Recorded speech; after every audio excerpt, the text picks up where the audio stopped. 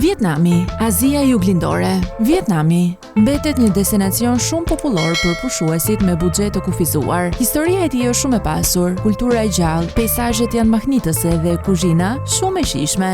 Shumë pasaporta në Vietnam duhet të hyjnë me vizë. Për këtë arsye rekomandohet që udhëtarët të informohen paraprakisht, pasi vitet e fundit më së shumti ato mundësohen në formë elektronike. Valuta vendase është dong vietnamez dhe anglishtja flitet gjerësisht në zonat turistike. Periudha më e mirë për ta vizituar është pranvera, nga marsi në prill dhe vjeshta nga shtatori deri në nëntor. Në varësi të krahinës, megjithatë masivisht preferohet periudha nga shkurti deri në gusht. Fluturimet e brendshme, trenat, autobusët dhe taksit janë të aksesueshme lehtësisht. Trashëgimia kulturore e Vietnamit është shumë e pasur dhe e ndikuar nga traditat kineze, franceze dhe indigjene.